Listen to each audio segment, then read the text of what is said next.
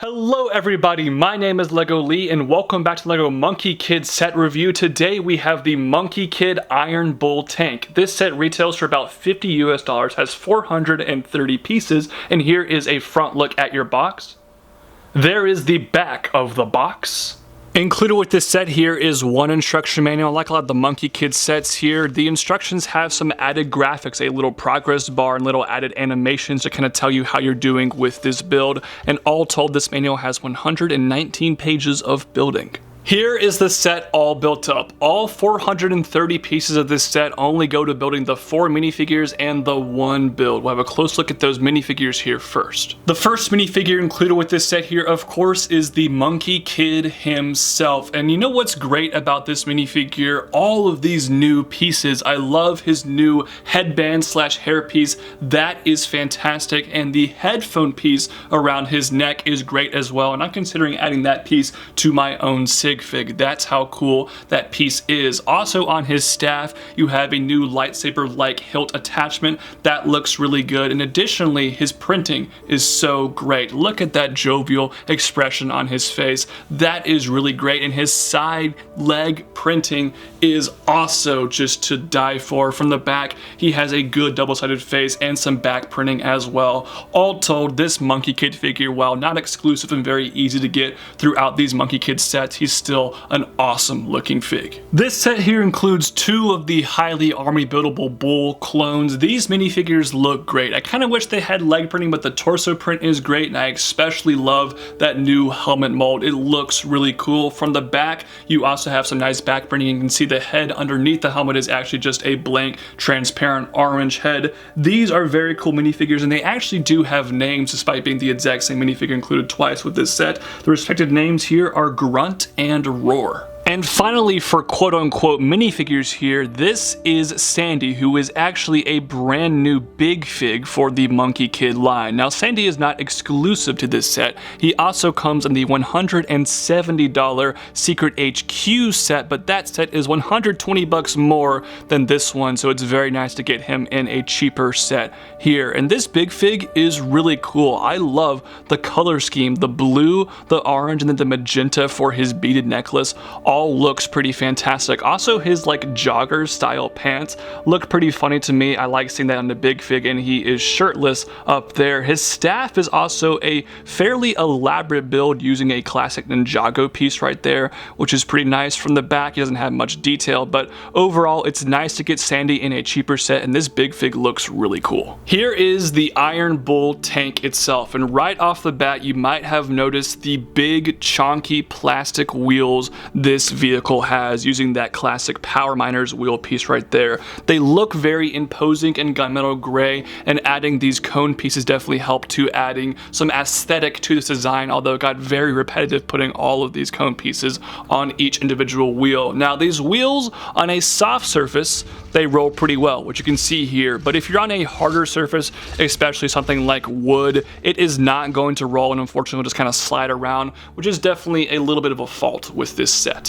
Moving to the front of the vehicle, this thing has quite the imposing look. This face right here looks really cool, and a design that's also seen on the Demon Bull King set. They use that Black Panther circle piece right there as a nose ring. I really like that design. And that just helps to add to the aesthetic of this very intimidating face you see from the front here. The eyes are definitely the coolest part to me with the flames behind them. That looks really cool. However, all these details you see right here, all of them stickers, and there's a lot of stickers, and it definitely gets annoying applying them on. And it also, you know, stickers are two-dimensional, and this thing, I mean, the design, it's not terrible. There's some decent techniques here and there, but it's nothing to write home about. And I definitely think Lego could have built this up a little bit more, had some added greeble details rather than relying so heavily on the stickers to get the job done. Up top here is kind of the cockpit of this tank. There's some nice bull horns on the side. You can fit one minifigure up here,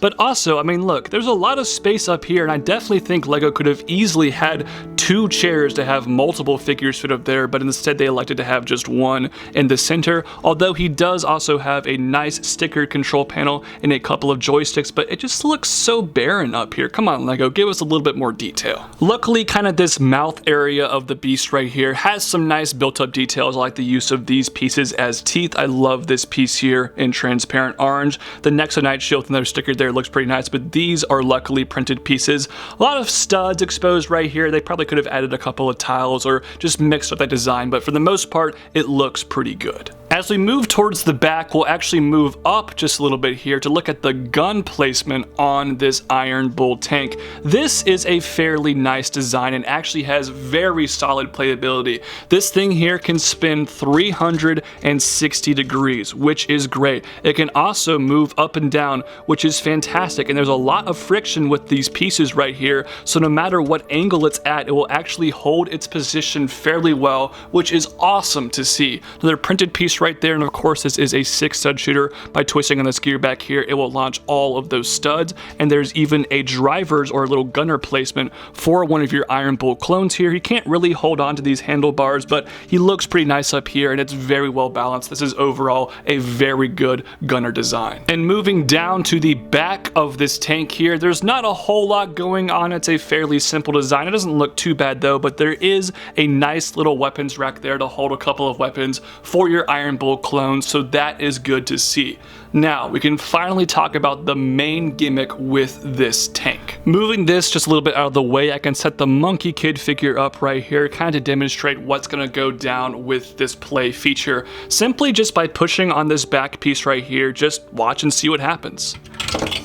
That is pretty cool. Basically, this thing's mouth opens up and it releases a couple of barrels here of toxic waste. These barrels are very simple but effective designs. They use wheel pieces right there and a pretty neat looking sticker on the end with a Lego skull printed on there. That is very cool. And here's just another quick look at how that play feature works. It's a very simple mechanism. Simply just using some Technic beams, you push on this, it lifts up this whole design here and it releases these barrels. And the cool thing is, even after the barrels are gone, your imagination can run wild with this vehicle and kind of think of different scenarios for this thing. Like, it's a chomping feature in some ways. You could also maybe imagine having some bull clones come out here ready for battle. That's very cool. You can even actually angle the stud shooter at the back to kind of see it from down there. This is a great play feature with tons of possibilities. It's a very simple but ridiculously effective mechanism. Wrapping things up here for this Iron Bull tank, I'm just gonna come out here and say it. Personally, I think this design is kind of ugly. It's not a super attractive looking vehicle. So I went into this set with pretty low expectations. That being said, while there are some small little nitpicky flaws here and there, it's a very solid design, and the playability on this thing is fantastic. There are so many options for playability features here. The mechanisms work super well, and it's a pretty nice size. That also kind of segues us into talking about the price of this set. 430 pieces for $50 looks bad at first glance, but then you look at all the massive pieces here, the wheels, that big black opaque cockpit piece at the top around the kind of driver section, and then of course the sandy big fig. The price per piece can be forgiven. This thing is big enough for a $50 set. Its price to volume here feels really good. So I think this set is a very solid deal, and I think this is a very solid set to play with. So if you like the way this vehicle looks, you're gonna love this set. I personally don't love the way this vehicle looks, but I can appreciate a lot of aspects about this set because of how well everything else is done. That's how my final rating this set here is going to be a 7 out of 10. Those are just my thoughts though. I'd love to hear yours in the comment section down below. Also guys, while you're at it, please subscribe to my YouTube channel, like me on Facebook, follow me on Instagram. I post daily content over there. Also follow me on Twitter, and if you really love this video, maybe consider becoming a Patreon supporter. Any donation, like $1 a month, will go a long way to seeing more awesome reviews like this one. Thank you guys so much for watching. I hope to see you guys next time from Monkie Reviews. I'll see you guys later. Bye-bye.